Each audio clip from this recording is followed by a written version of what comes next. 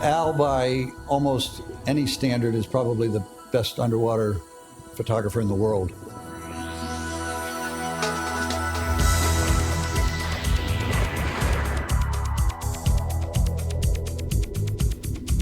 Al has brought a lot of awareness of the ocean animals to the public. He, I believe, replaced Cousteau. Everything you do with Al is exciting, and everything is kind of new. He just throws himself into it passionately. All right, Randy, you want to come to the bridge? I'll click on over to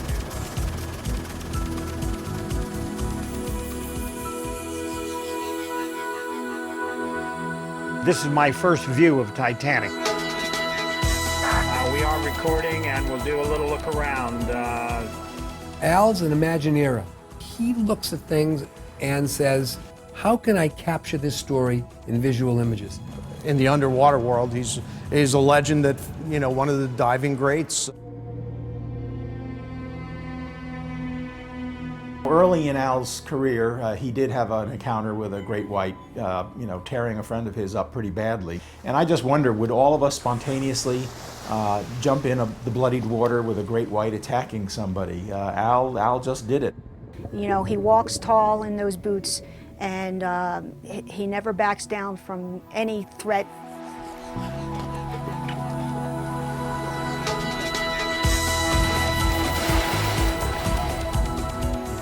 I think that Al's greatest contribution is his artistic interpretation of the wonders of the ocean environment. He is a perfectionist.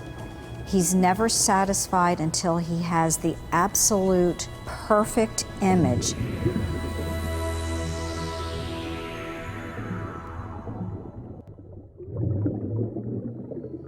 Al Giddings has been traveling for decades with his camera to exotic dive sites and beaches around the world. Well, you might be surprised to learn that the man of the sea is also a man of the mountains.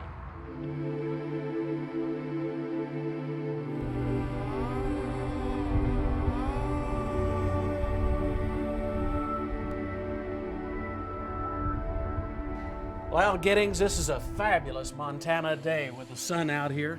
And It's here, on a 3,000-acre ranch in Prairie, Montana, that Al Giddings has his home.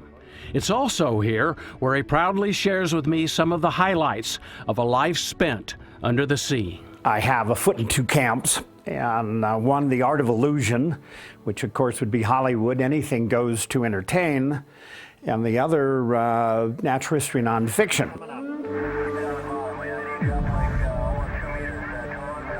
2 meters. Yeah, Roger, coming up 2 meters.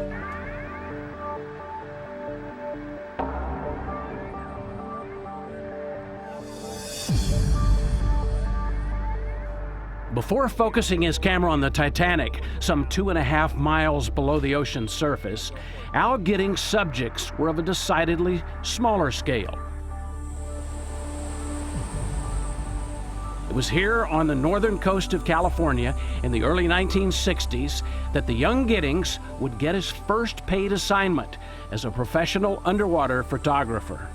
Motorland magazine approached me. They wanted an underwater photograph in their monthly. So I sold them a picture of 3 perch hovering over a rock. Couldn't have been more simple.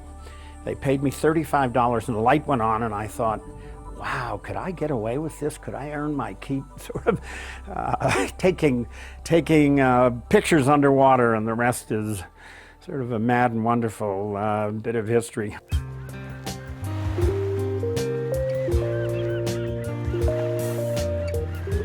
Early on, I worked in a sporting goods store selling diving equipment.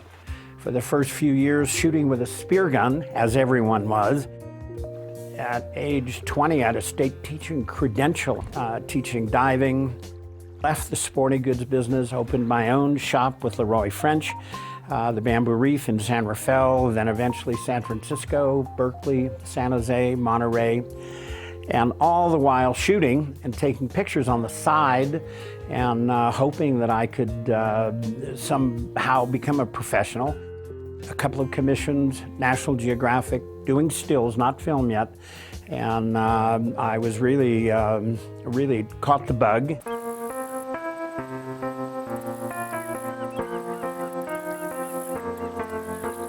Early on, Al's aptitude for invention served him well in meeting the needs of necessity. In the very early years, you just couldn't buy underwater cameras, so I took land cameras, topside cameras, and built enclosures and engineered systems that allowed me to do underwater stills at first and then cinematography.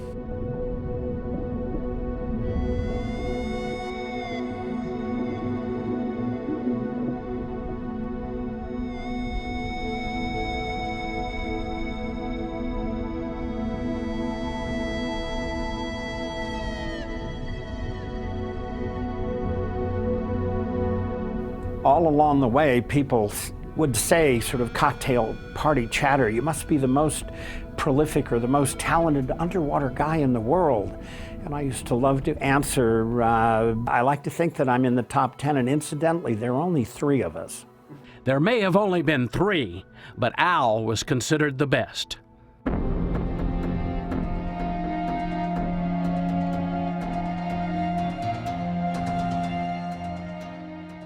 Shark's Treasure was a B-movie about an eccentric charter captain that put Al on his first Hollywood set in 1973. Shark's Treasure was interesting. Again, I sort of think of it as sort of one of those Hollywood potboilers, but it caught the attention of Columbia executives. They introduced me to a very dynamic young producer. His name was Peter Guber.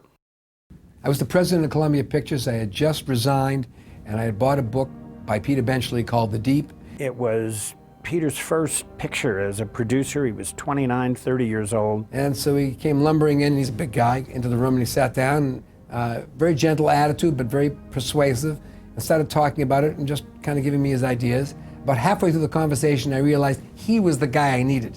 Both of us were standing, walking around this table, talking about an innovative approach to shooting the deep. That innovative approach would include several firsts. I wanted the real actors to do the real movie for the first time underwater, not doubles, the real actors. For Giddings, the idea presented several challenges. First, he'd have to teach the Hollywood cast how to dive. Actress Jacqueline Bisset was not enthusiastic about that idea. She said, I want to get something straight. Not only am I not going to dive, but I really don't like to put my face in the water. I sort of leaned back a bit and took a breath and said, well, then you're going to miss one of the great adventures life has to offer, and left her with National Geographics to read and all sorts of things that I thought would sort of get her attention. Slowly but surely, he got her into the pool. And over the next 4 or 5 months, all kinds of training and sessions with her. She became very skilled in the water, very proud of her skills. And on one occasion I said, Jackie, you don't need to do this, I'll use a double. And she said, no, her legs are a bit fat, I'll do the shot.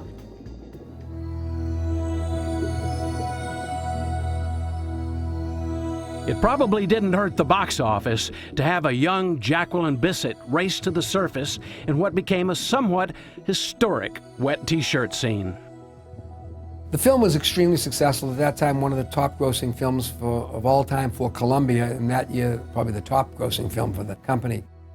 What was the most memorable moment, do you think, in all of the time, the best moment you had in Under the Water? Very tough. I sort of break it out or you know, try to think in the theatrical world or in the natural history world. If we're talking about natural history, really, which was always my first love and interest, I immediately go to whales.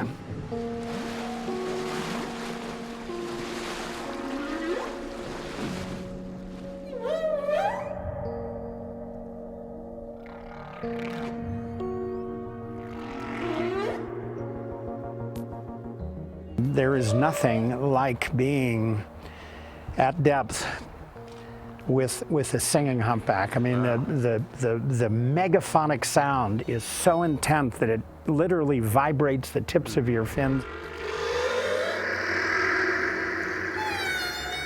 Assaults the air spaces. I mean, your sinus cavities. Doesn't hurt, but it is the most powerful sound I've ever heard. And again, to be in the water in those early days with a whale that was singing a song that could be heard for 3,000 or 4,000 miles, to be 100 feet away was just overwhelming.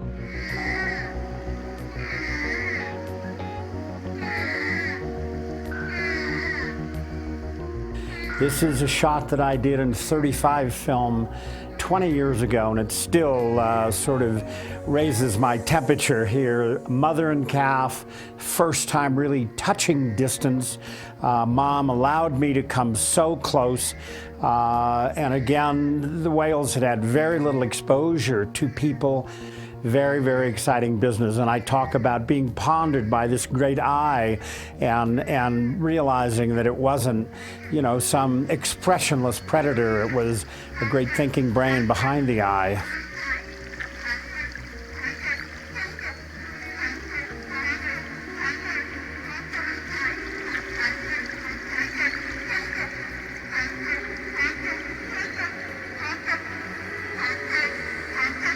And Al was so good, both technically, but also getting into the spirit of, can I get to know individual whales? Can I track them?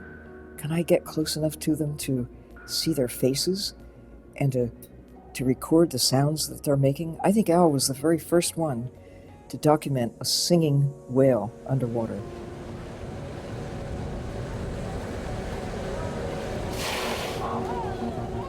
Here I'm in a boat, and the animals have sort of turned the table here. I'm amazed. These animals came to us.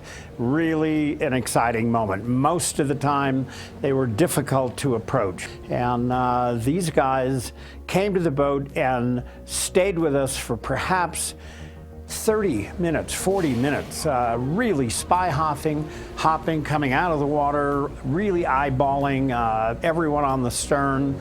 A few of the crew had tears. It was such a sort of intimate and unusual encounter.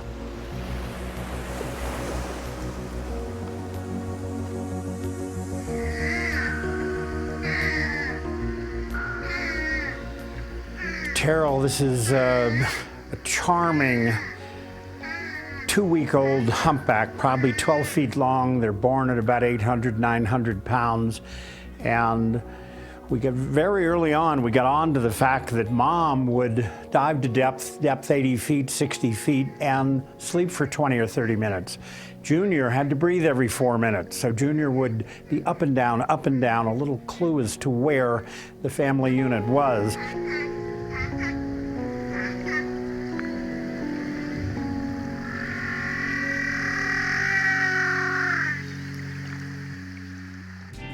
Through trial and error, Al learned the techniques that allowed him to film the giant animals at close range. Eventually, that led him to a project with a massive IMAX underwater camera. It weighed in at 1,400 pounds. And you put a 3D camera in an underwater housing, and it's about as big as a Volkswagen. It takes at least 4 men to lift it, and so we had a huge crane that had to lower it into the water, and Al created this big underwater diver propulsion unit with 4 propellers, battery-powered propellers, to drive the thing. And it looked like he was, basically driving a car around down there. A massive piece of technology that was the only way that you could film, but we were very successful with it.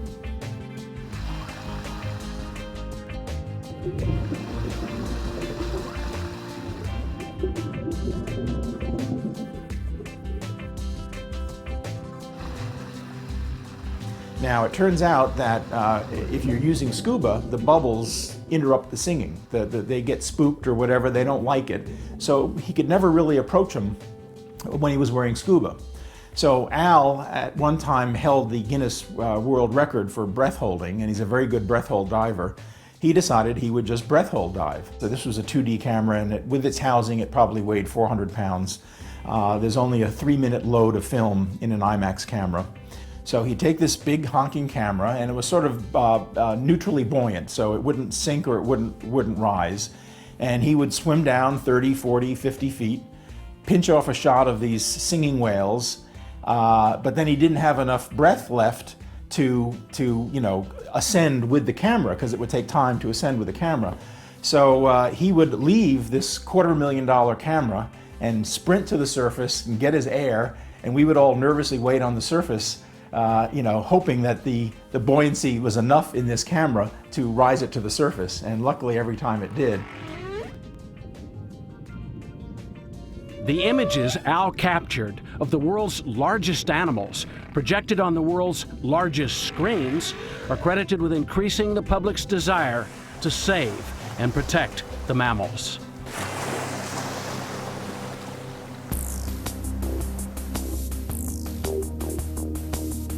Looking like a cross between the Michelin Man and a spacesuit, Al was first drawn to atmospheric diving suits in the early 70s.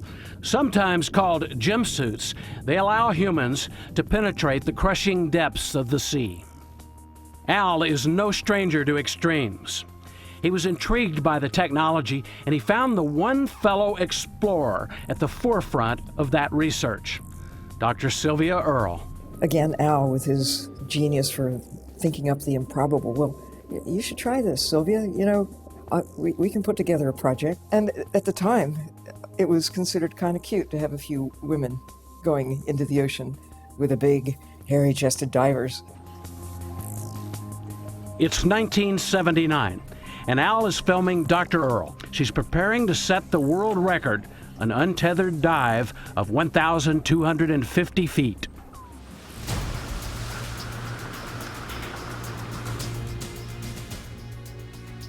We'll just load on the surface, then sink it down to 60 feet, release the submarine, go down to the bottom, and once on the bottom, release the gym. And we actually went down to 1,250 feet, walked off the submarine, and did this beautiful hour-and-a-half dive. Well, a lot of people would say it's really stupid. And I guess it's meaningful that nobody's done it since. But that was the magic of working with Al. He was not put off by, well, nobody's done this before. Let's go do it. And oh, by the way, records get shattered, but that wasn't his objective.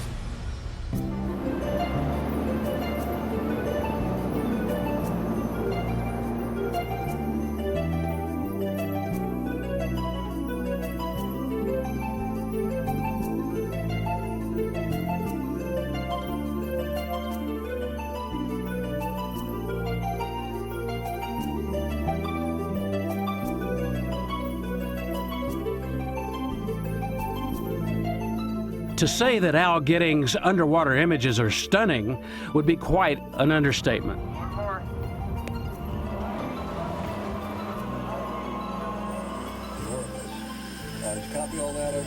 But in 1979, the images he captured with oceanographer Bob Ballard at 8,500 feet deep did indeed stun the scientific community.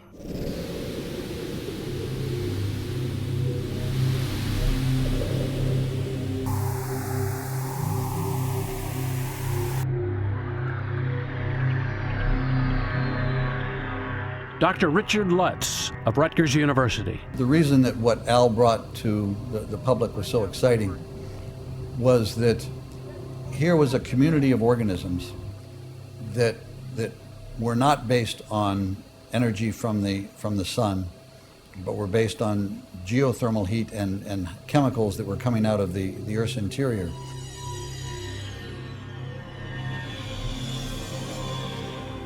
That had implications of everything from new life forms that we never dreamed existed, to an environment that may have been where life itself originated on this planet, to marked implications for extraterrestrial life that may exist elsewhere on things as remote as a moon of Jupiter called Europa.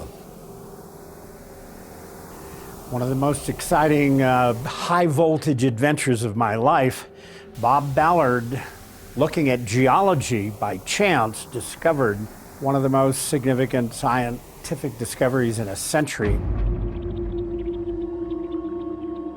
Those vents create an oasis-like in the deep sea. Imagine the water temperature is 28.5 at 8,000 feet. But all around these vents, the water was very warm. And these new life forms that had never been seen before, not a few, but dozens of new animals to science, were part of this chemosynthetic life.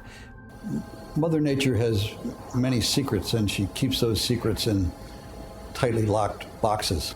Al has used a technology that has effectively unlocked those boxes and brought to the public real secrets of the universe.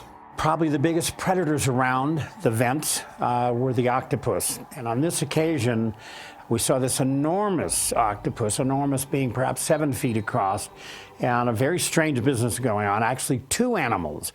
So the closer we got, the more the animals were sort of revealed. One very large octopus, sort of that pinkish blue animal on the bottom, and a smaller light-colored animal on top. Very bizarre business. This is typical of a mating situation. However, the leading cephalopod expert in America looked at this and said, yes, this is a breeding configuration. However, they're 2 different species and both males. Well, the obvious explanation is it's very dark down there. This was the first time that biologists had seen this life in the deep sea. And so it was a pretty extraordinary thing, you know. For myself, you know, starting out my career, here we are, a landmark kind of film showing something that's never been seen before, and working alongside somebody like Al Giddings. Over the years, Al Giddings' reputation for being the best at what he did not only earned him numerous Emmy Awards, it also opened plenty of doors. Natural History channels and movie channels sought out Al. Well, one door that opened happened to belong to a communist dictator. All the O-rings will be changed, and Harbor Branch submarine pilot Don Liberatore and marine biologist Dr. Shirley Pomponi have also worked side by side with Al Giddings. Now, after waiting years to get permission from both the United States and Cuban governments, the 3 were finally granted permission to conduct research in communist Cuba's waters. And the reason we got that permission was because of the trust that Castro had in Al, and in Al presenting a balanced view of the science and the natural history of Cuba.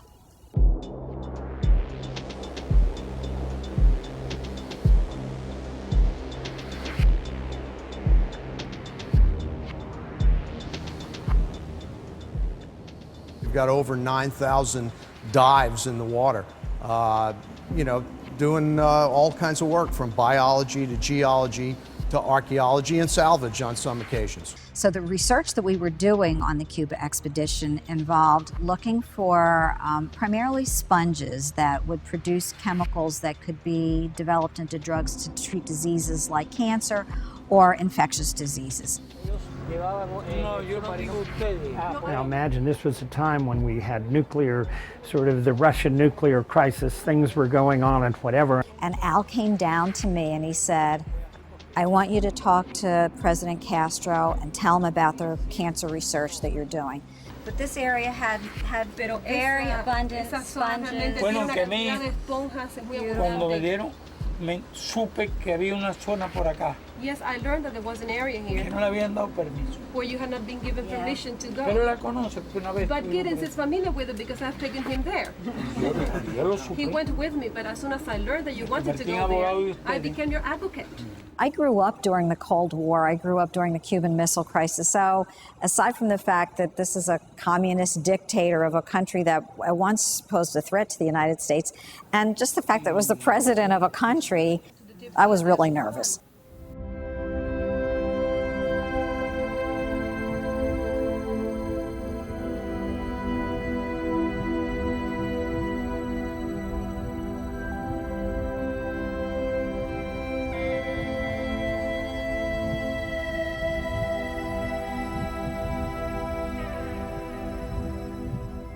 few people know that he was very passionate about diving and just loved the sea.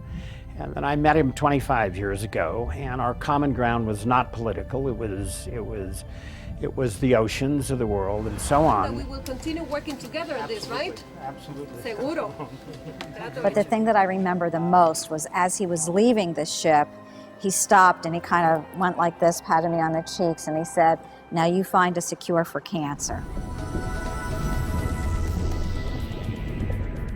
One day, Al might be working beside a communist dictator in the name of science, and the next, you might find him on a Hollywood set next to an international spy who goes by the name of Bond, James Bond. I did one of the Bond pictures that was especially wonderful because Sean Connery was sort of back to do Never Say Never Again, and of course beautiful Kim Basinger. So again, had great fun sort of teaching them to dive. It's in the Bahamas. But when it comes to pushing the limits of what's possible underwater, one Hollywood film stands alone. Giddings teams up with the legendary director James Cameron to begin production of the movie, The Abyss.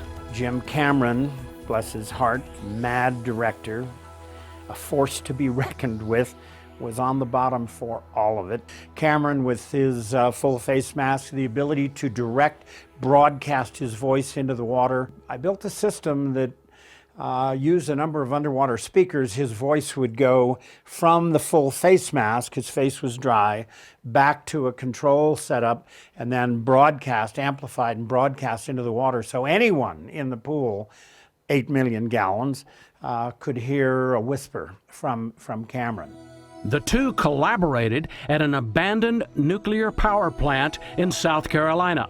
With the help of some 8 million gallons of water and numerous underwater props, the plant was eventually transformed into the main set of The Abyss. Imagine that we arrive at work at 6 in the evening, we'd go underwater, and with the aid of my filling stations, we could stay submerged, the principal people, myself, Jim Cameron, Chuck Nicklin, and others, for 4 or 5 hours. 91 days that we shot underwater. I used 10,500 scuba bottles. We built 2 filling stations, all oil-filled gauges, so that Cameron, me, and other principals could plug into those filling stations on the bottom and top off our bottles without surfacing. Al Giddings' career is punctuated by a long list of firsts. But to achieve those firsts, Al has often had to push himself and his crew far beyond the limits of what was thought humanly possible at the time. But in 1992, Al pushed things even further. He went down to the bottom of the ocean, 2.5 miles, to find the world's most famous shipwreck, the Titanic.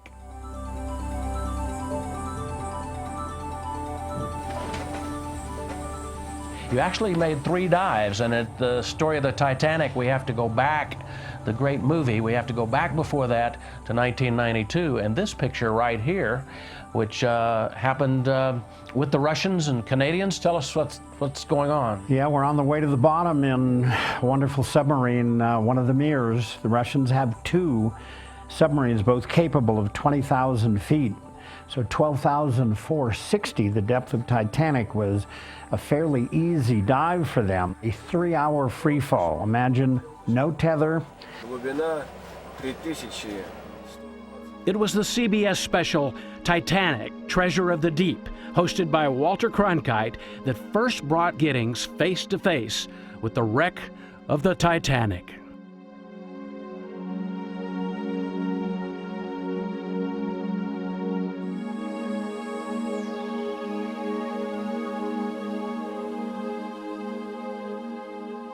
Sort of first views and exciting moments. Imagine we have 2 submarines on the bottom, 12,500 feet deep, 2.5 miles down. We're talking back and forth like a couple of New York taxi cabs. I could hardly believe it. And this was my first view of Titanic. We came up to the bow at 2 in the morning and sort of reorganized, and now we're beginning to move up the bow of this incredibly famous ship. Mir 2, the second Russian submarine has been sitting on the bow to sort of make this shot for a couple of hours, waiting for us to get into position.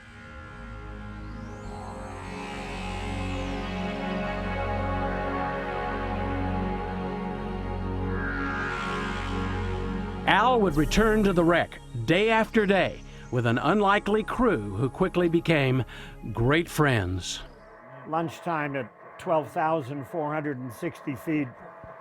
Who would have imagined that an American and a Russian and a Canadian would share the same 7-foot sphere in a Russian submarine on Titanic? Impossible. The Cold War was still on. Again, the common ground was not political. The common ground was deep ocean research and a love for the sea. And these guys were hitters. They were unbelievably capable, a 50s attitude, and anything could be done.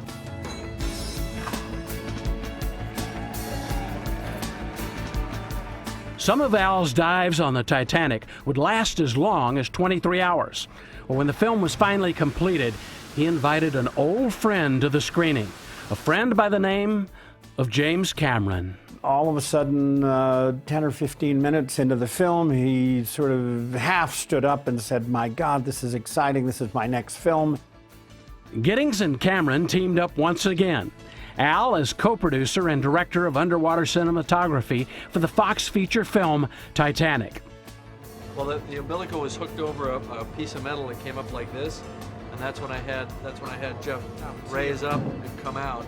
But Jim very much wanted to visit Titanic and shoot some master shots. We used the two mirrors as one might use equipment on a sound stage, rehearsed topside with a 17-foot set piece of the Titanic with miniature submarines, and then we'd go to the bottom. We'd be able to communicate, and it would sometimes take an hour to position both submarines for a strategic shot of the bow, coming up over the bow, if you will. It was this shot that really had Cameron excited. And in fact, he looked at it and he said, "Al, this is the money shot." And once the box office total started rolling in, it did indeed prove to be the money shot.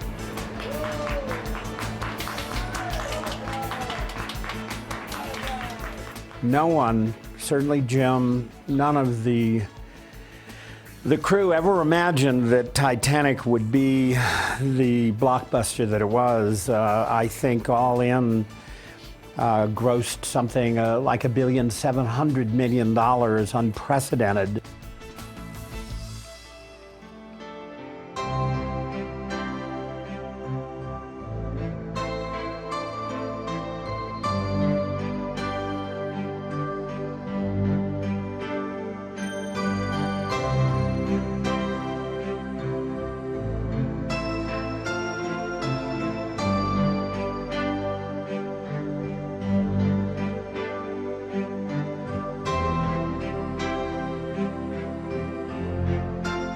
It's estimated that Al Giddings has spent more time underwater than anyone on the planet. Fortunately for the rest of us, most of that time has been spent with a film camera, occasionally coming face to face with the most dangerous animals known to man. Whites are the ultimate predator in the sea. There is no doubt about that. This is going back some years, but sort of my first ventures out of a cage. Al was helping scientists research the biting mechanics of white sharks. Now, these scenes of Al show the first time anyone had ever swam with great whites without the use of a shark cage. So we had to put the mannequin out on the bottom, and I volunteered that I'd take a stick with a little nail in the end and fend the animals off, and I felt that if I maintained strong eye contact and was aggressive, that they would back off, having not a clue that they had the advantage. There is no question about it.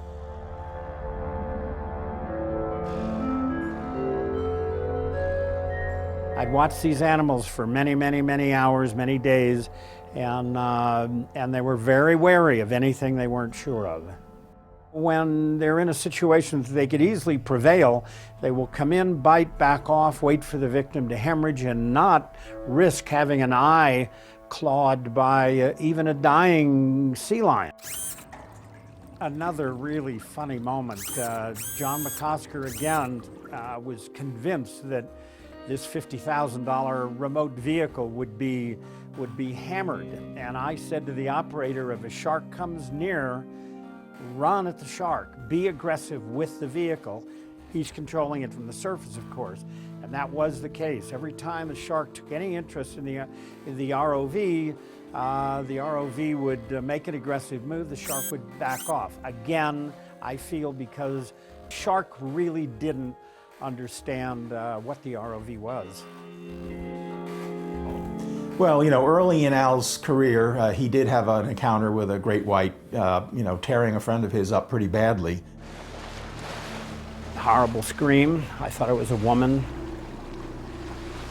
And turned, could see a little commotion in the water, and took off swimming toward the problem.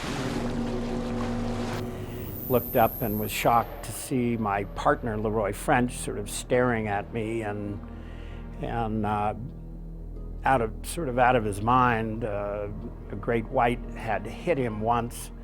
About that same moment, as I registered, really understood what was happening, this great tail went up behind him. The shark was perhaps a couple of 1,000 pounds. I thought it was a killer whale at first, it was so big. The shark had attacked Leroy French off the Farallon Islands, which lie about 30 miles west of San Francisco. He disappeared. A shark took him by the calf muscle, and down 20, 30 feet he was gone. Quiet, swirling blood. Sort of looking for him, and he popped up 4 or 5 feet away, pretty much out of his mind. And so I pushed him away and rolled him on his back and held him away from me, holding that manifold. Al swam his injured partner back to the dive boat as a helicopter was summoned. 400 stitches of damage, took out his forearm, his calf muscle, one cheek of his rear end hanging loose. It was just wretched. Thanks in large part to Al's heroic actions, Leroy's life was saved. When he tells the story, it always goes through my mind, and I would think most people, how did Al jump in the water? I mean, he just immediately, instinctually jumped in the water and swam to the aid of his friend, who would have bled out if Al had not come and rescued him. And I just wonder, would all of us spontaneously jump in the bloodied water with a great white attacking somebody? Al just did it. He is a man's man. He is macho. You know, he walks tall in those boots, and he never backs down from any threat.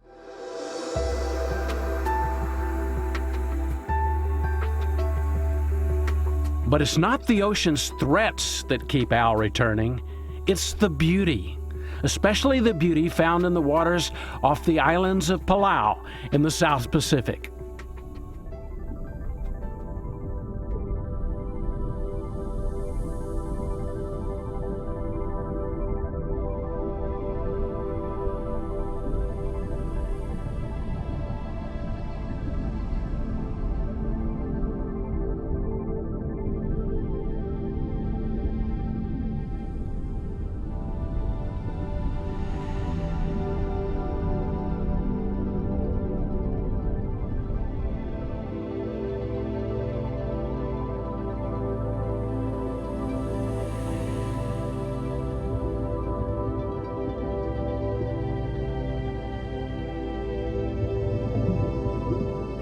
Well, this is an amazing moment. It happens once a year. These are Moorish idols.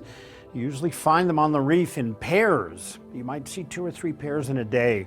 Once a year, they come together in groups of 3, 4, 5,000 at this one area along the edge of the drop-off near Palau. However, the sharks are onto this, and the sharks move in and begin to drive them toward the surface. And over a 2-day period, will pretty much wipe out the school.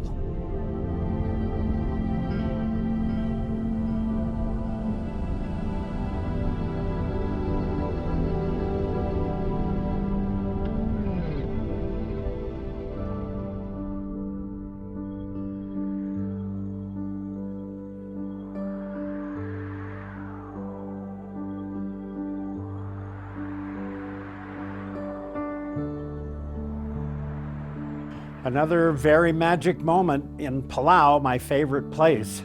This manta ray, believe it or not, is probably 10, 12 feet across, maybe half a ton. The mantas come to a certain coral outcropping that's loaded with cleaner fish.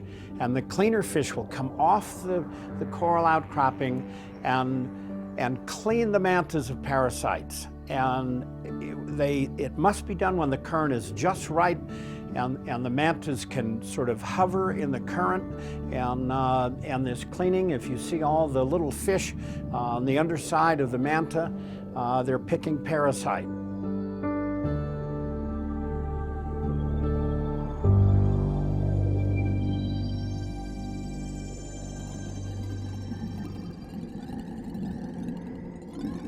The jellyfish lakes of Palau are among the strangest places nature has ever created. Al was one of the first divers to witness this alien-like world. We discovered 20 years ago an inland lake, and were really floored by what we found. There was a community of biologically modified jellyfish that commuted with the sun. 2.4 million of them.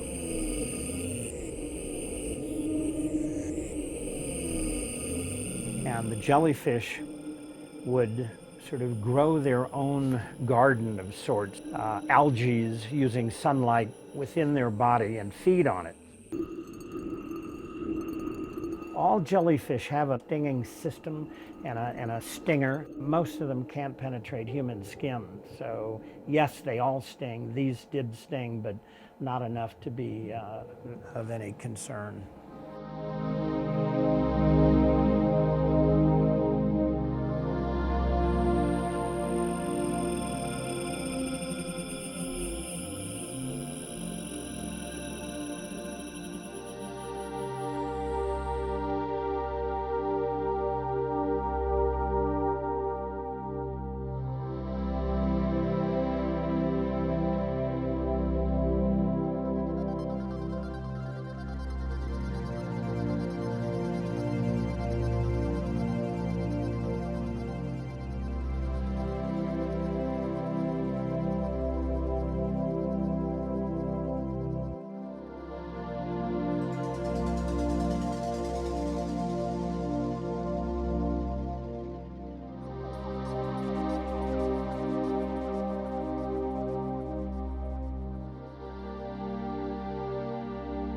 Some of the most amazing underwater images that Al has been able to capture over the years have been filmed late at night when the spectacular colors of the underwater world come alive. I've heard comments time and time again, this must be in an aquarium, but it's not. Again, 1 o'clock in the morning, I'm wearing about 60 pounds of weight, no fins, walking across the bottom with a lighting guy, and we get into something that's particularly interesting and relates to the film, and doing little zoom-ins, but again, all happening 60 feet deep, 1 in the morning.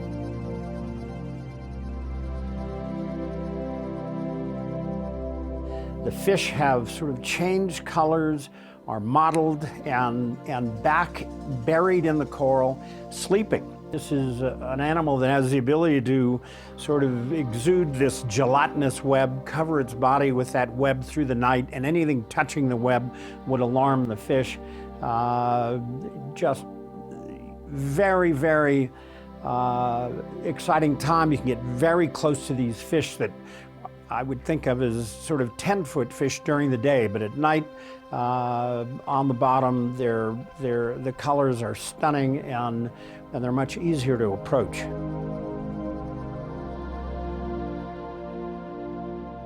And I could communicate with the guys around me, and each guy wore a little device that hung over one ear and could hear my direction very easily. In some cases, we're really in super macro world. I would even take his hand and look at the shot and move the light around until I liked it, if it was really a very small animal, and then squeeze his wrist and he would freeze.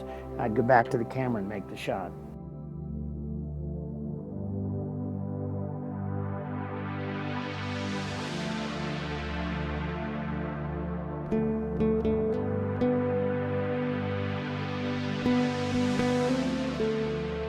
cuttlefish are spawning in the coral, and they would sort of extend their tentacles into the coral and deposit eggs, and I'm not sure, perhaps 3-4 weeks later, the eggs would develop into small cuttlefish. That animal's probably 15 inches long.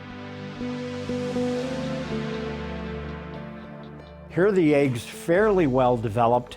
That egg probably the size of a golf ball, maybe a little bit smaller. And as the process goes on, the eggs are protected, of course, by the coral reef. The animals are using the corals, sort of strategic defense, if you will. But the eggs will eventually sort of hatch out very tiny little cuttlefish that then use the coral again to hide and grow.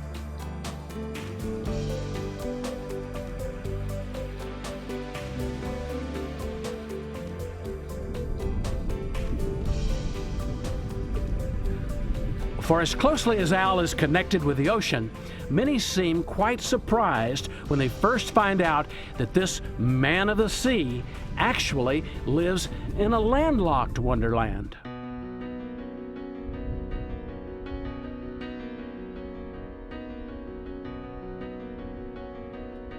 In 1984, Al Giddings came to Montana. Here he thought he'd found heaven. He built a wonderful home and later on a full-blown studio. But now, Al Giddings is changing gears, literally.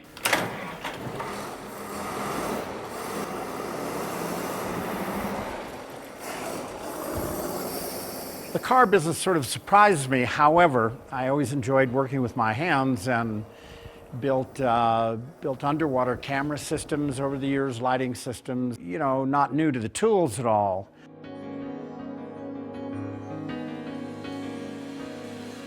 What we're looking at is a 1930 66B Willis Knight plaid side touring car, and only 3 were built. It's the only survivor. You know, I think of it as a national treasure. It's a really rare car. I mean, obviously rare one only, but just the powertrain, sleeve valve engine, beautiful Northrop design is something extremely rare. Restoring vintage cars to their original luster, that's the passion that now drives the underwater filmmaker. With all of that great experience, why Montana? Why in the world are we up here in the mountains? It's about as far away from the ocean as you can get. Why Montana? That comes up all the time. But Terrell, imagine the wonderful balance between the Rocky Mountains and the South Pacific. I mean, can you think of a better formula? I mean, I'd work in the tropics and have all of these wonderful experiences and so on, and then sort of cool my heels, if you will, in this beautiful country. As we drive around Al's 3,000-acre ranch in a refurbished 1943 General Patton command car, no less, I realize that while he may be worlds apart from the sea, still present is Al's passion to capture and share something of beauty. It's a marvelous 4-wheel automobile and a great picnic truck.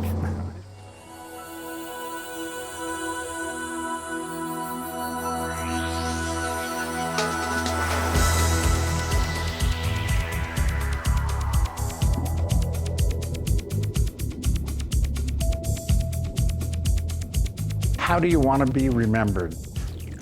First word that comes to mind is passion and perhaps a wonderful formula, the formula of music and gymnastics, something for sort of the sense of art and something for the body.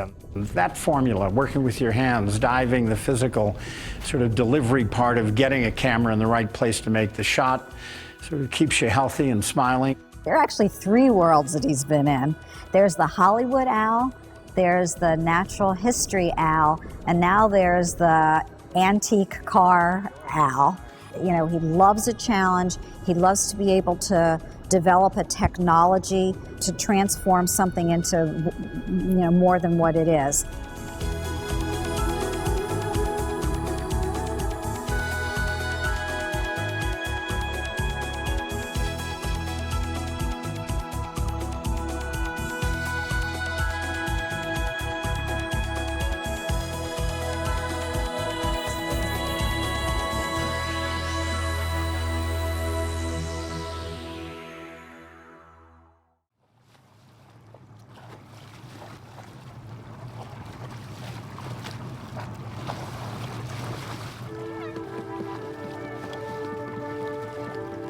Our very own consciousness expands and grows as we study and learn about the behaviors of other life forms. Give us a black bag, Andy. The Pacific coastal waters off Mexico are frequented by some friendly submariners.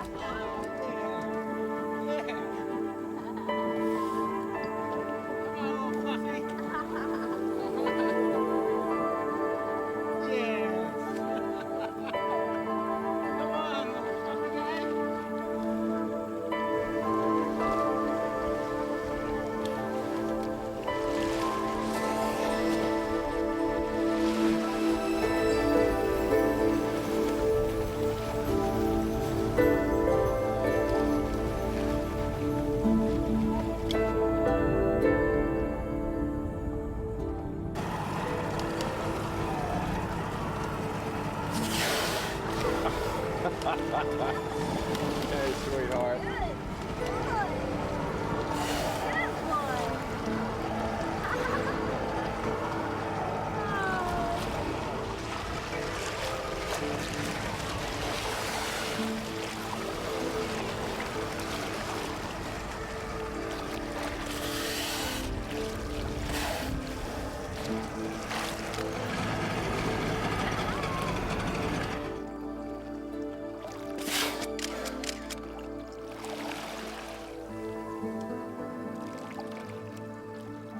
The bond between mother and calf is undeniable.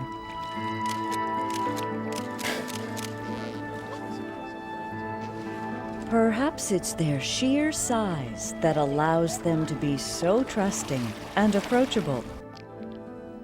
Maybe they're trying to get to know us.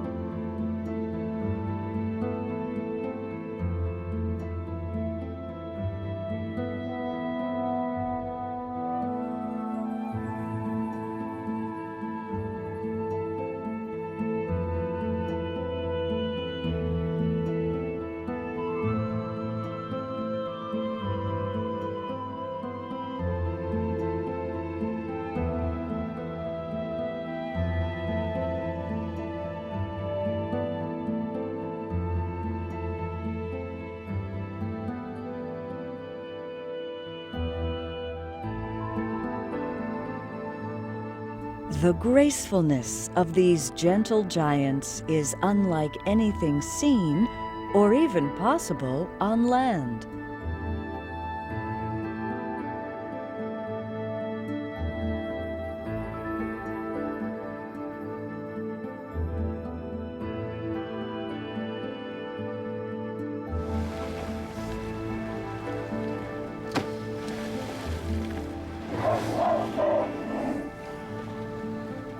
Their behaviors intrigue us.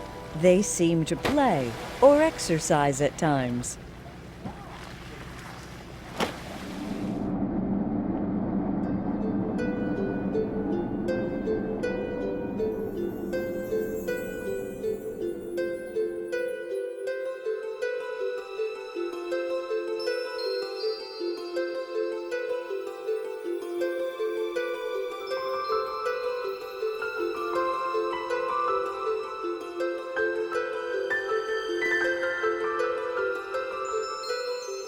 All whales surface regularly to breathe the air they need to thrive underwater.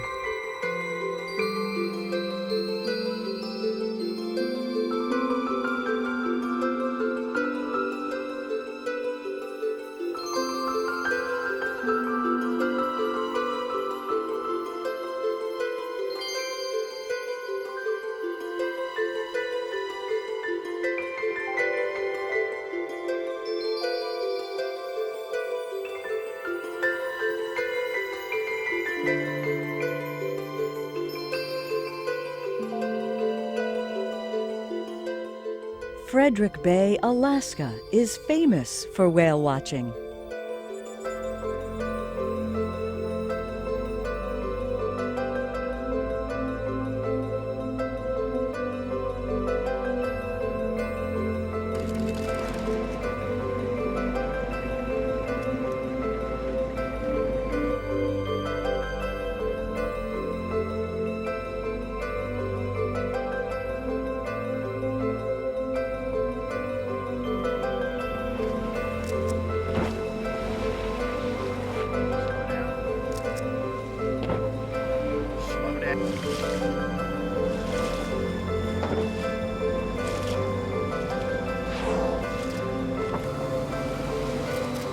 It takes incredible power for a 70-ton whale to leap entirely out of the water.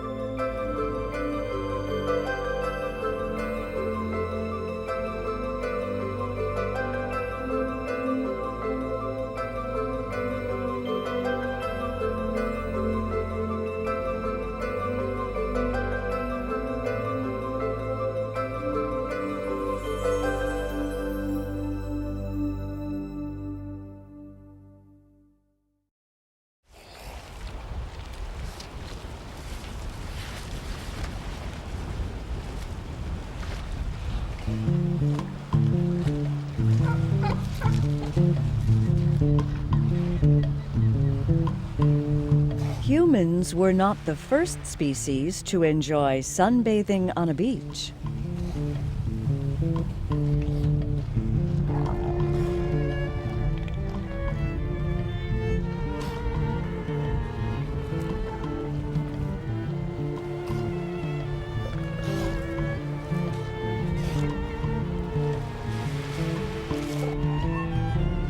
Seal populations are being protected by many countries these days.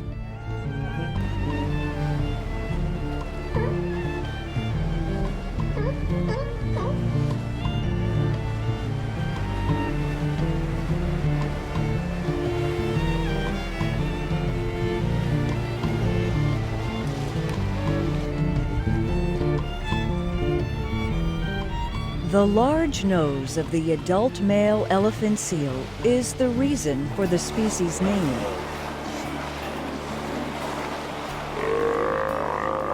These females regularly herd and swim together.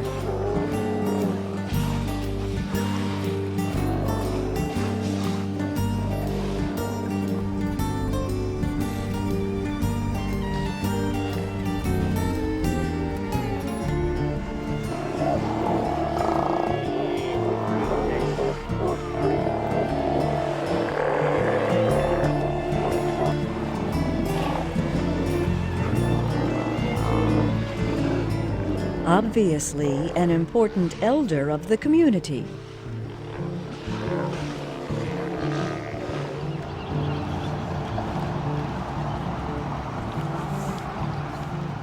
This sea otter is taking a morning bath in Monterey Bay, California.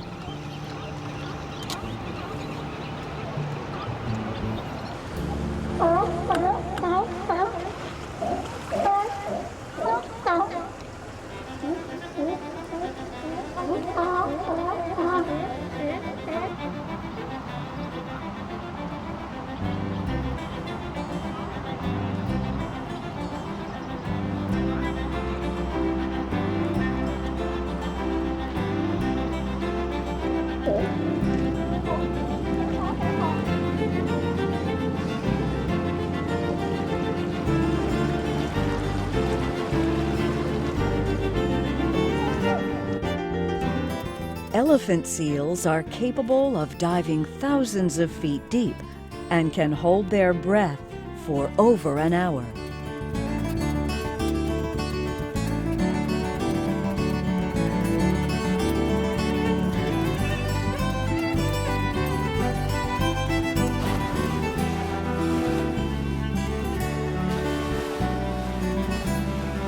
According to the logs of ancient mariners, dolphins like to swim alongside the bow of swift-moving ships.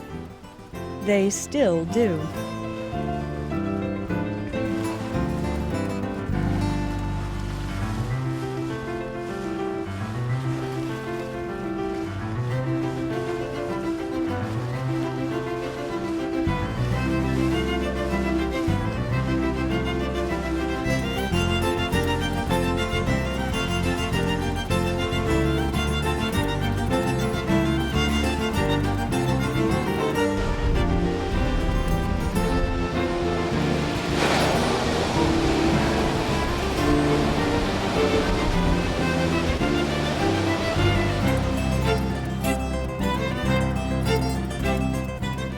Swimming takes a lot of energy.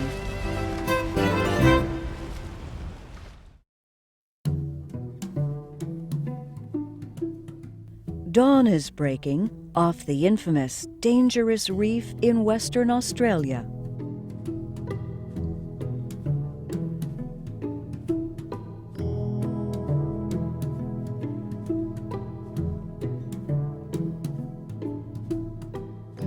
Camera equipment is being tested for an underwater encounter with some of the local inhabitants.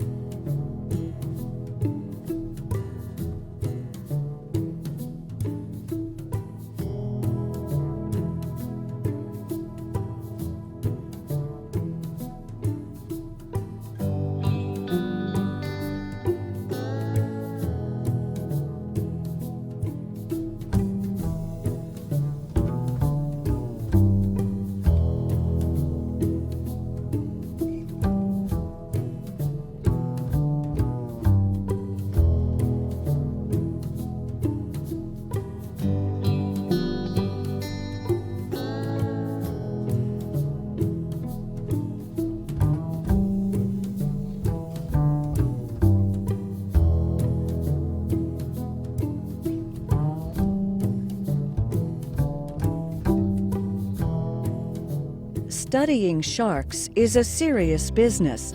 It's not recommended for curiosity seekers, certainly not in these waters.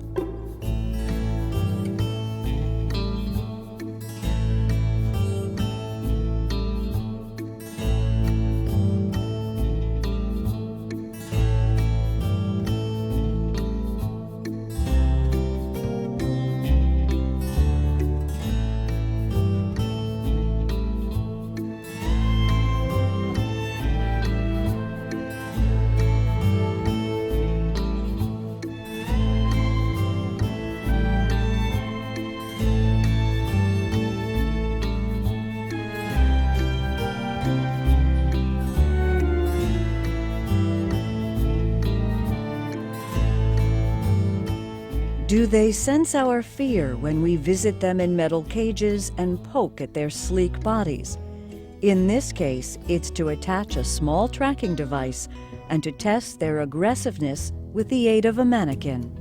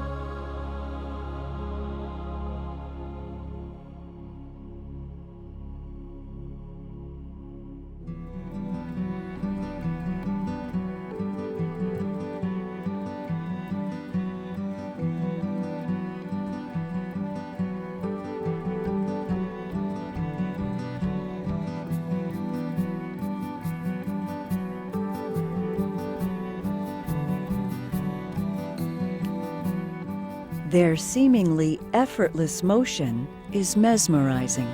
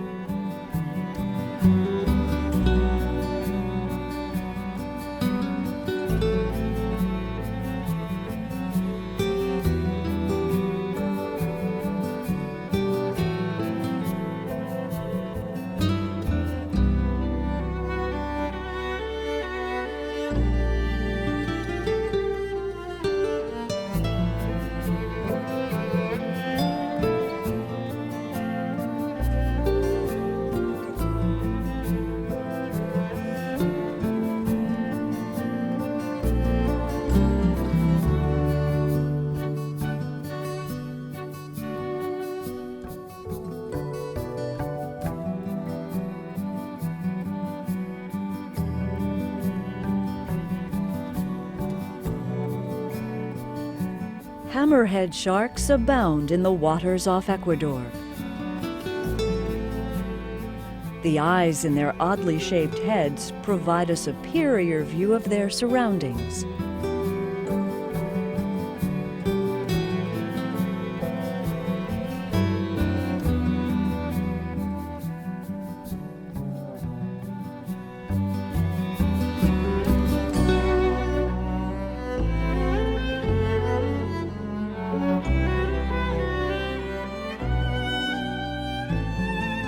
Sharks have evolved over hundreds of millions of years into the most efficient eating machines.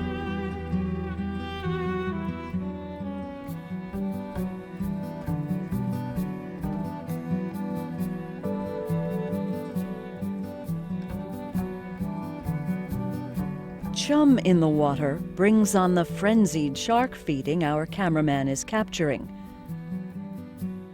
Apparently, his flippers are not at all appetizing.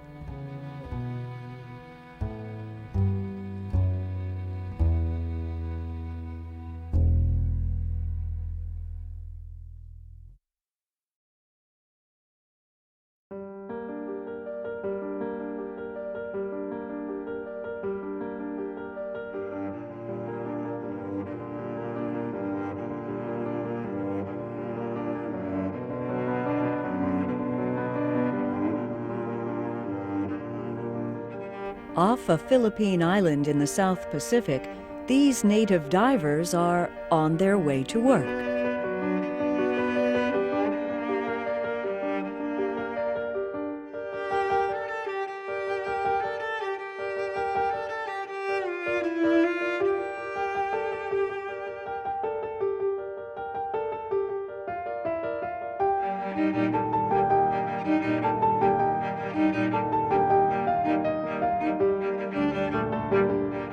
Sea snakes are sold at market and used in many Eastern cuisines.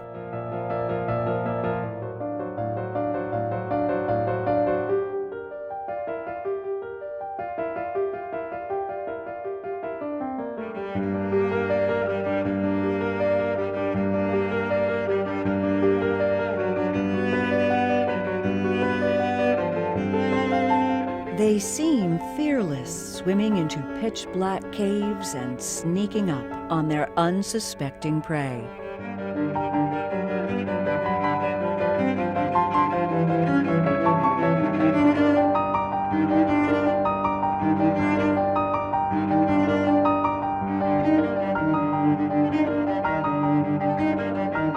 The only piece of modern technology they need is a flashlight.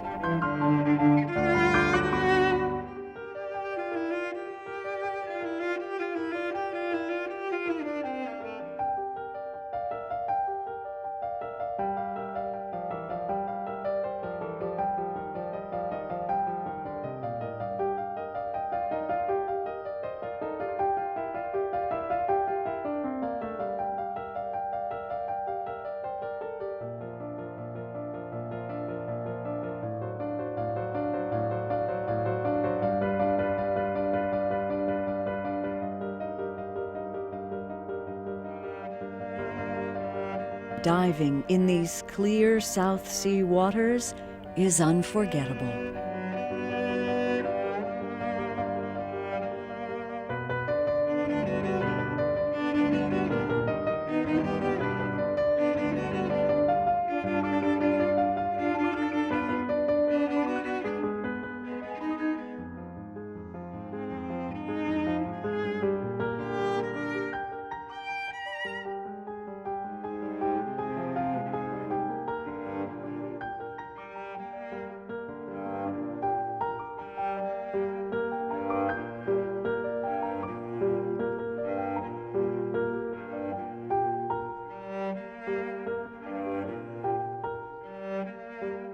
Spearfishing underwater requires much less skill than standing in a boat or on a rock in the tradition of native islanders and hand-throwing a spear.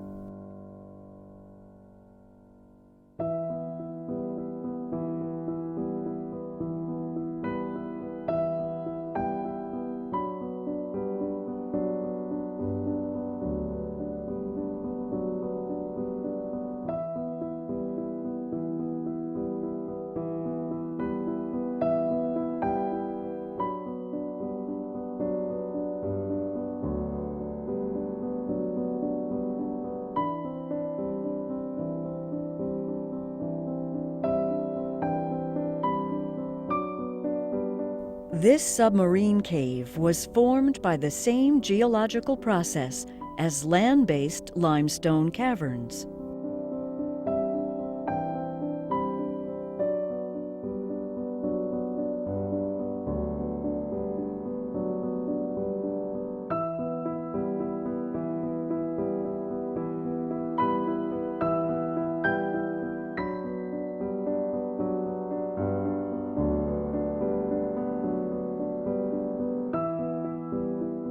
This marine biologist, diving in one of Palau's sea caves, is collecting the remains of creatures that have lived and died here.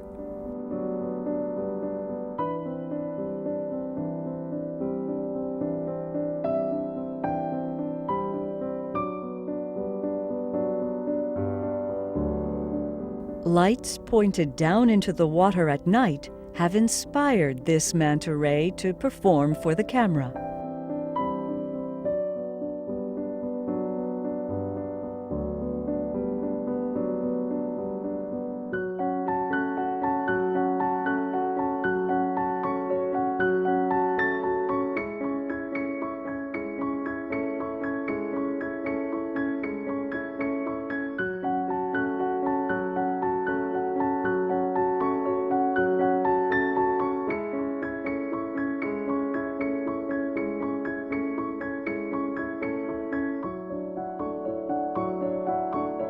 Palau draws underwater photographers from around the world.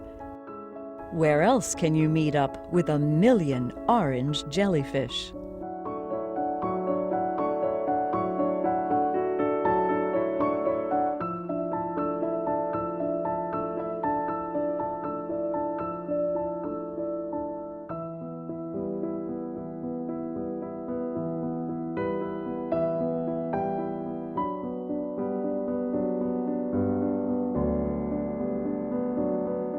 Coral reefs in these tropical waters provide the small creatures that this school of Moorish idolfish feed on.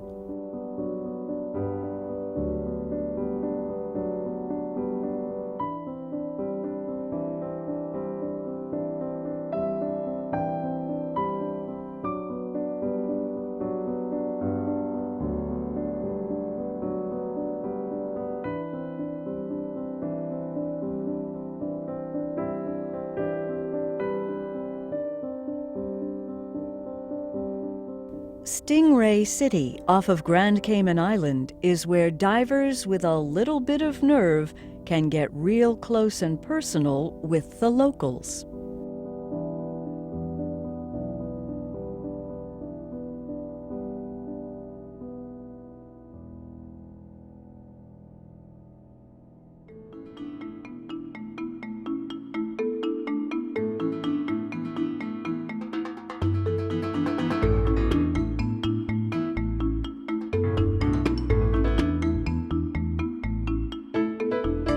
They're used to being fed, so they boldly approach divers expecting a meal.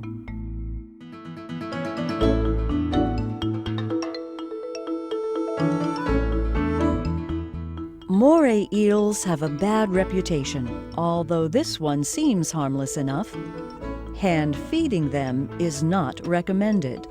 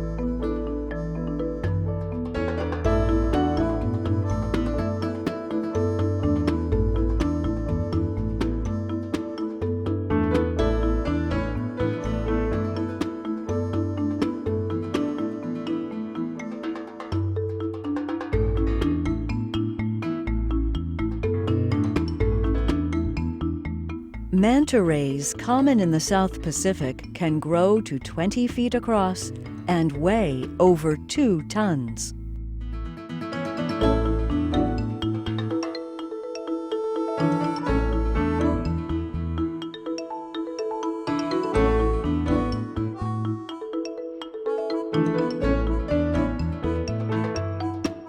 Giant sea turtles are air-breathing reptiles that lay their eggs on sandy beaches.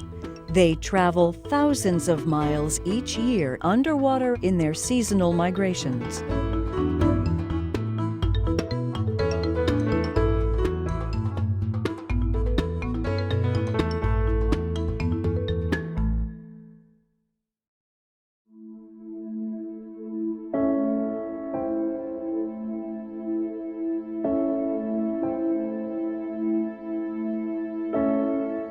Marine scientist Sylvia Earle is on Monterey Bay, preparing to do a little underwater investigation.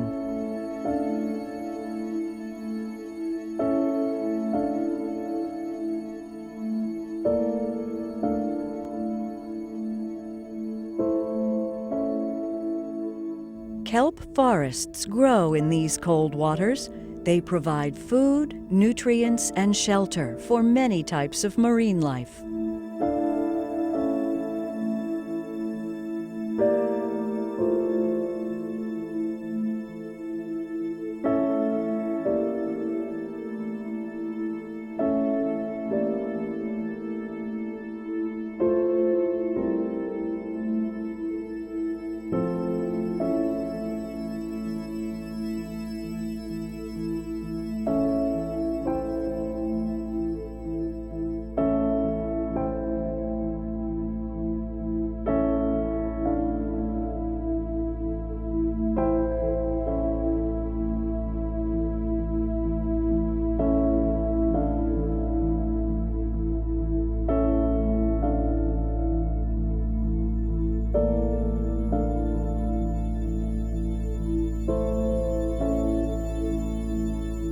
This particular growth of kelp has shown signs of a disease or a possible reaction to pollutants in the water.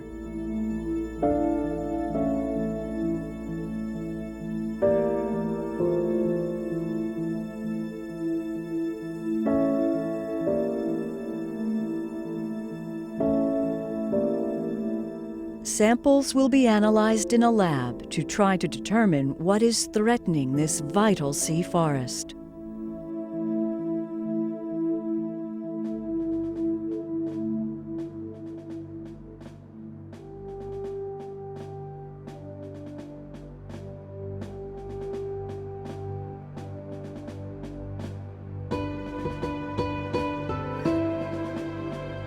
Far out in the South Pacific lays the Bikini Atoll, where the United States tested nuclear bombs until the International Test Ban Treaty was signed.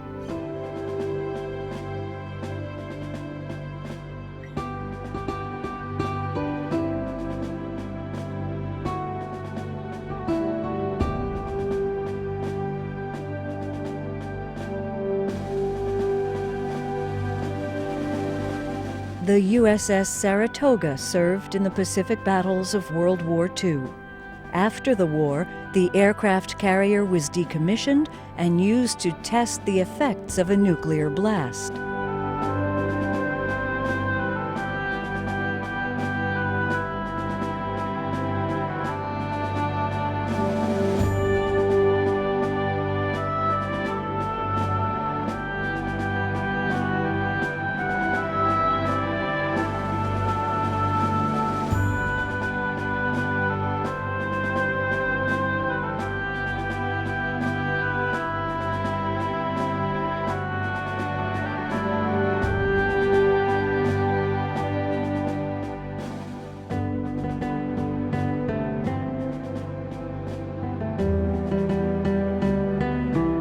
The carrier was placed 1,500 feet from the bomb blast, and even though she sank, much of the ship is still intact.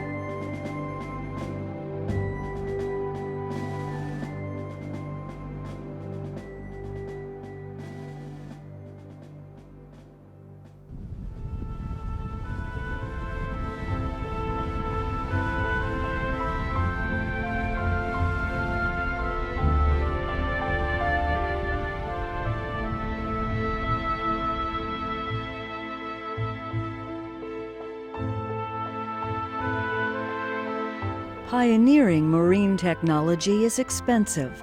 Oil companies have financed the development of deep diving suits to service their offshore drilling platforms.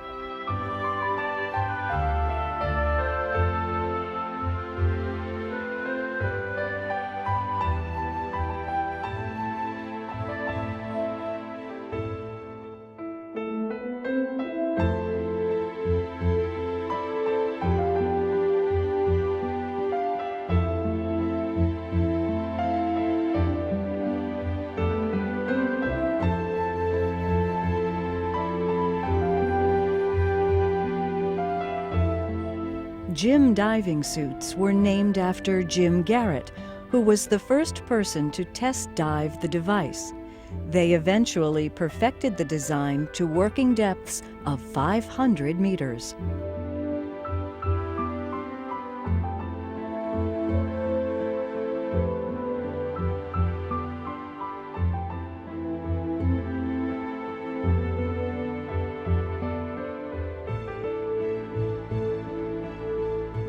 The Wasp is a later version of the Jim suit without legs. It could dive deeper and had dual propeller thrusters that reduced the travel time between deep water work sites.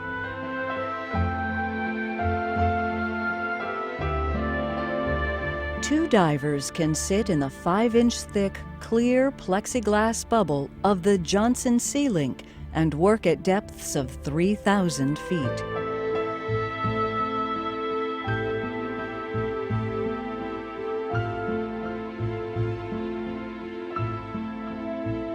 An assortment of grippers, cameras, and tools can be fixed to its mechanical arms. Laser measuring and surveying devices help it with mapping the sea floor.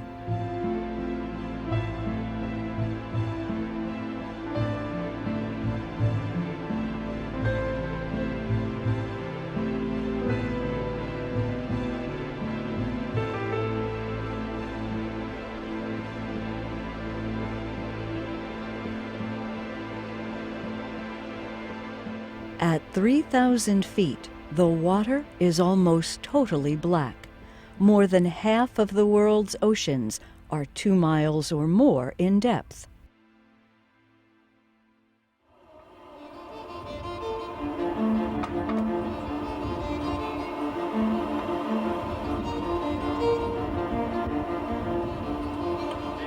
The U.S. Navy and the Woods Hole Oceanographic Institute have worked for over 4 decades to develop and refine the deep submersible vehicle named Alvin.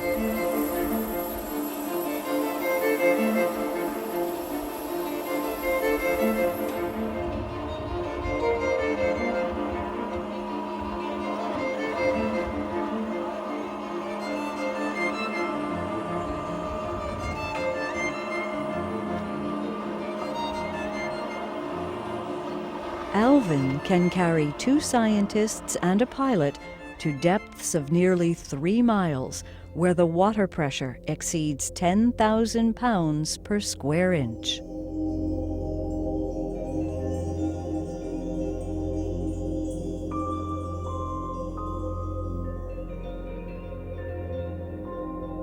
In some areas of the sea floor, lava flows from volcanic fissures have created thin, crusted bubble formations.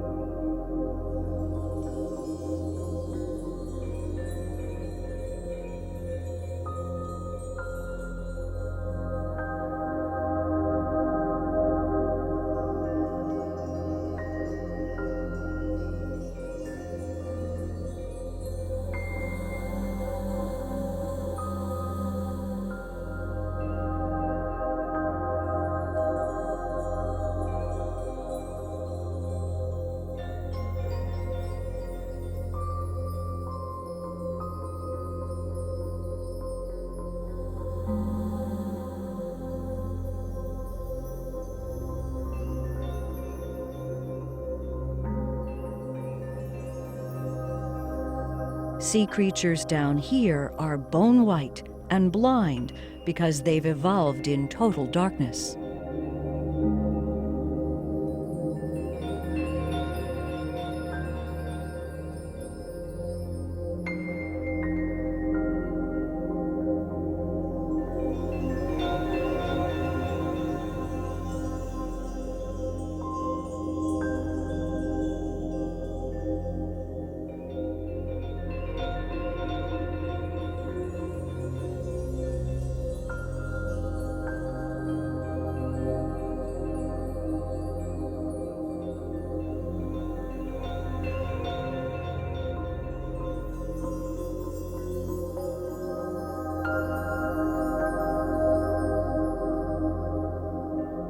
Hydrothermal vents emit volcanic gases hundreds of degrees hot.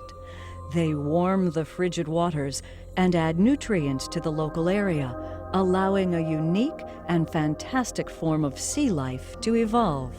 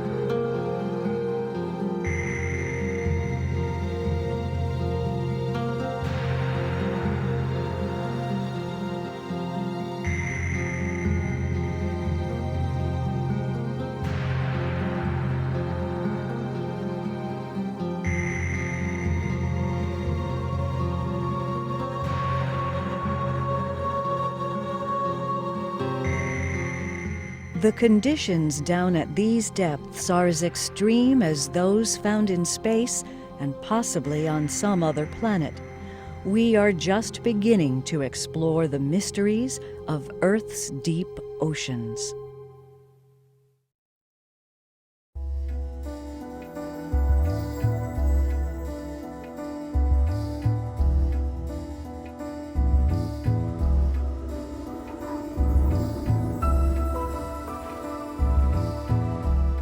In the summer of 1991, the United States, Canada, and Russia joined their technical and financial capabilities in an expedition to capture IMAX film images of the Titanic resting on the ocean floor of the North Atlantic. To all of us, success in this not so easy expedition. Thank you very much. The Russians provided the research vessel and 2 submersible vehicles.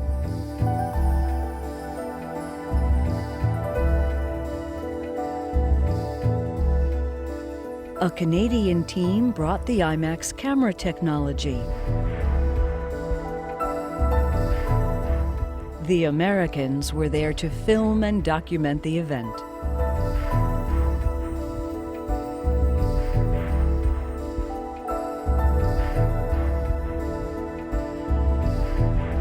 In Bermuda, 130 men and women from 3 nations joined forces in a friendly spirit of deep-sea exploration.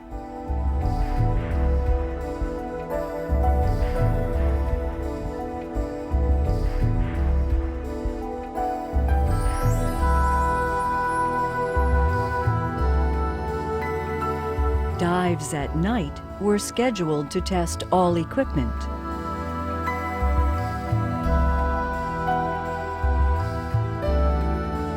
Titanic was found in 1985 by an American team from the Woods Hole Oceanographic Institute, but the famous wreck has never been captured and documented with such high-quality cameras.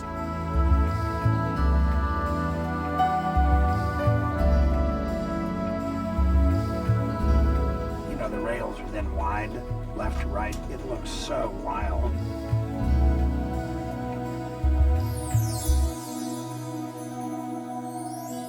Dr. Anatoly Sigalovich is the Russian scientist who designed the twin deep submersible vehicles. He also got the Kremlin to okay the use of their prized research vessel, the Keltish.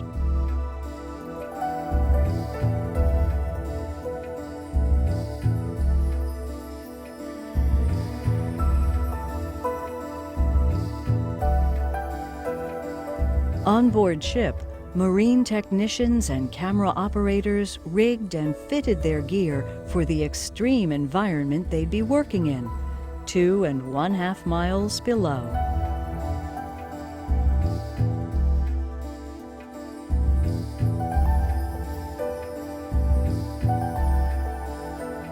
If we have to make something for you, we will.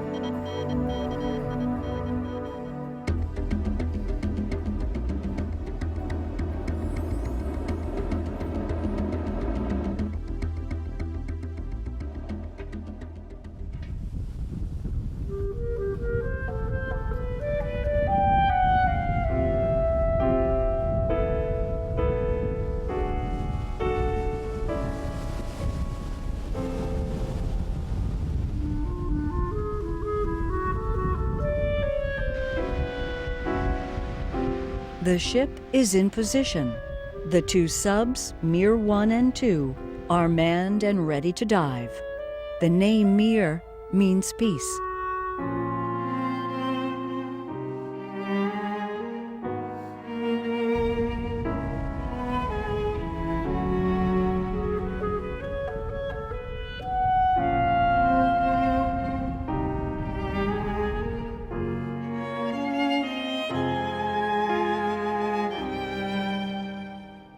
Ну и кушайте на здоровье.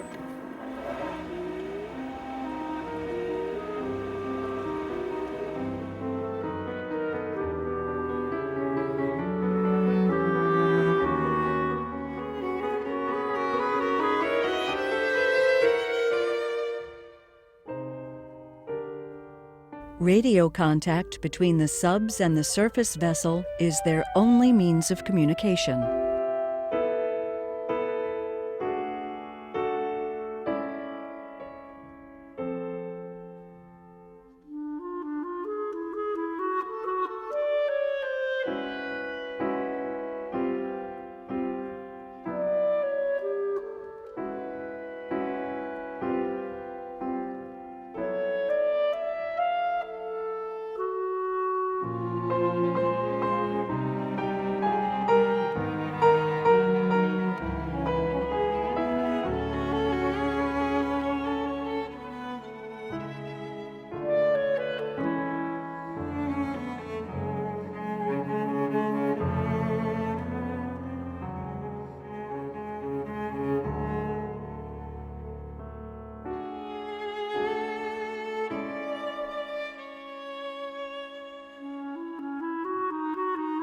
Even with the latest sonar, satellite tracking, and detailed maps, the 3-hour dive, 12,500 feet beneath the waves in search of Titanic, is a very exacting and suspenseful undertaking.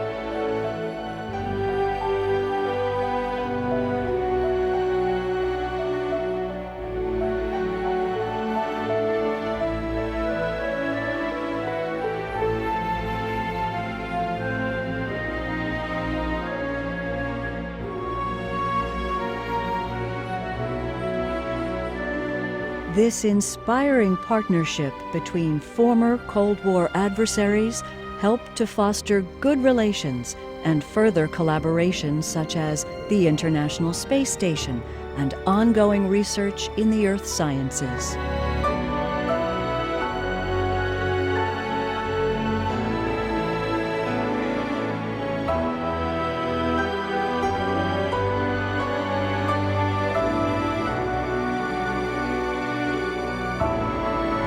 Our understanding of nature's ways and the effects of human activity on the seas is a relatively new consideration for our species. Collectively, we have a responsibility to make sure we do not abuse and take for granted this most precious resource of our living planet. To be good stewards of the land and seas is expected of our kind.